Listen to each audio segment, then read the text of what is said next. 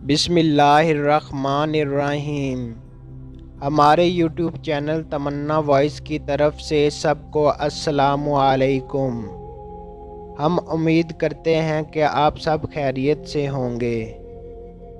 جب میں محکمہ مال کے افسران اور پٹواری کی مدد سے اپنی زمینوں کا قبضہ لے کر گھر پہنچا تو بہت پرسکون تھا۔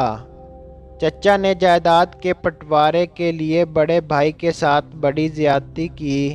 مجھے چند کھیت ملے تھے۔ مال مویشی کا بڑا حصہ چچا کو مل گیا تھا۔ میں نے شہر میں رہ کر تعلیم حاصل کی تھی اور گاؤں کے لوگوں سے مختلف سوچا کرتا تھا۔ میرے پاس کتابیں اور انٹرنیٹ کی دنیا موجود تھی، تو میں نے سیکھنے کا عمل شروع کیا۔ جب میں نے اپنے باغ کا جائزہ لیا تو پتہ چلا کہ وہاں زیادہ تر درخت آلو بخارے اور سیب کے ہیں۔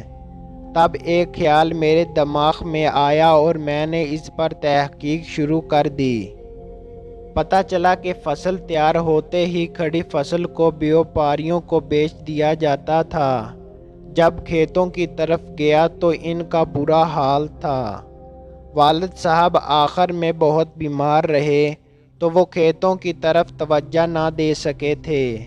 چنانچہ میں نے مزدور لگا کر کھیتوں میں کام شروع کر دیا۔ میں نے حکمت عملی سے کام لیا اور گندم اور مکئی اگانے کے بجائے ٹماٹر اگانے کا فیصلہ کیا۔ اس دن میرا بہت مذاق بنایا، کیونکہ پچھلے سال ٹماٹر اتنی بڑی مقدار میں لگائے گئے تھے کہ آخر میں ان کا خریدار ملنا مشکل ہو گیا تھا اور کسانوں کا بڑا نقصان ہوا تھا۔ دراصل وہ ماضی دیکھ رہے تھے اور میں مستقبل۔ جب ٹماٹر تیار ہوتے تو پتہ چلتا کہ اس مرتبہ لوگوں نے ٹماٹر کم اگائے ہیں، چنانچہ اس کی قیمت بہت بڑھ چکی ہے۔ یوں میں نے کئی گنا منافع حاصل کیا۔ اب چچا کی آنکھیں کھلی مگر وہ اپنی اکڑ میں رہے۔ البتہ چچا کا لڑکا یعنی میرا چچا زاد بھائی خرم میرا دوست بن گیا۔ میں نے اسے سکھایا کہ ایک ان پڑھ اور پڑھے لکھے کسان میں کیا فرق ہوتا ہے۔ میری آمدنی بہت بڑھ چکی تھی، اس لیے میں نے لوگوں کی خدمت کرنے کا فیصلہ کیا۔ میری والدہ نے 2 غریب لڑکیوں کی شادی کرائی۔ میں نے گاؤں کے واحد اسکول کو فرنیچر تحفے میں دیا۔ میرے فصل گاؤں کے غریب ترین لوگوں کے گھر میں مفت پہنچی اور یوں ہر طرف برکت ہی برکت ہو گئی۔ چچا حیران تھے کہ وہ اتنے تجربے اور 4 بیٹوں کے ہوتے ہوئے اتنا نہیں کما رہے تھے جتنا میں اکیلا کما رہا تھا۔ پھر وہ حسد کا شکار ہو کر میرے خلاف ہو گئے۔ پہلے میری 4 بھینسیں چوری ہوئی، پھر کسی نے میرے کھیتوں میں تیار فصل کو آگ لگا دی۔ مجھے اندازہ ہو گیا کہ یہ کس کا کام ہے اور کسی قسم کی کارروائی نہیں کی۔ لوگوں کے کہنے پر اپنے گاؤں کی طرف سے کونسلر کے انتخاب میں نے بھی لڑنے کا فیصلہ کیا۔ اس فیصلے سے ہر طرف ایک ہلچل پیدا ہو گئی۔ پھر پتہ چلا کہ چچا بیمار ہیں۔ میں ان کی عیادت کو گیا، وہ سخت علیل تھے۔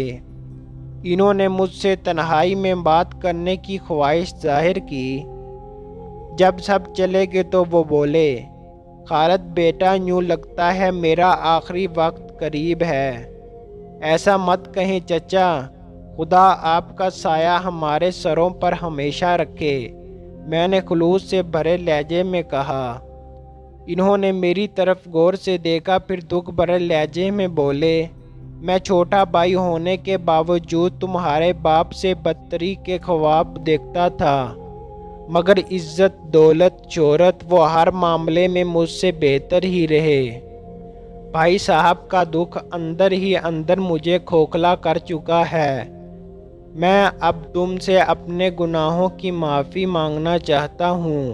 تمہارا جو نقصان ہوا اس کی ادائی کرنا چاہتا ہوں۔ تم چاہو لے لو تاکہ میں اطمینان سے مر سکوں۔ میرے والد اپنے چھوٹے بھائی سے جو چاہتے تھے، جیسا ان کو دیکھنا چاہتے تھے، وہ آج ویسے ہی بن گئے تھے، تبدیل ہو گئے تھے۔ تب میں مسکرایا اور جیب سے ایک کاغذ نکال کر ان کے سامنے کیا۔ آپ مرنے کی باتیں کر رہے ہیں، بغیر کسی بیماری کے خود کو بیمار کیے ہوئے ہیں۔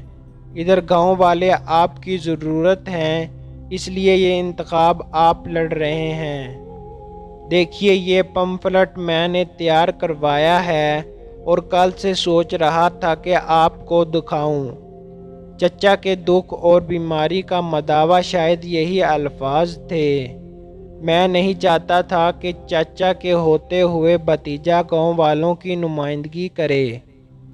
چچا نے خود ہی احساس ندامت ظاہر کر دیا، تو میں نے بھی ان کو وہ کچھ دے دیا جس کے وہ مستحق تھے۔ چچا نے انتخاب لڑا مگر معمولی فرق سے ہار گئے، مگر ان کو اس کا کوئی دکھ نہیں تھا۔ اس کے بعد چچا اور میں نے مل کر محنت کی، لوگوں کی فصلوں کو اچھے داموں خرید کر منڈیوں تک خود پہنچانے اور بیچنے کا نظام قائم کیا۔ نئی شجرکاری کی، بے آباد جگہوں پر پھلدار درختوں کے پودے لگائے، جنگلی جڑی بوٹیوں پر تحقیق کر کے ان کو سکھانے اور جمع کرنے لگے۔ کچھ ہی سالوں میں ہم گاؤں کے سب سے مالدار لوگ بن گئے۔ خواتین و حضرات، اگر آپ کو ہماری آج کی ویڈیو اچھی لگی ہے تو ہماری ویڈیو کو لائک، شیئر اور ہمارے یوٹیوب چینل تمنا وائس کو سبسکرائب ضرور کر لیں، اور کمنٹ سیکشن میں اپنے اچھے خیالات کا اظہار ضرور کیجیے تاکہ ہماری حوصلہ افزائی ہو سکے۔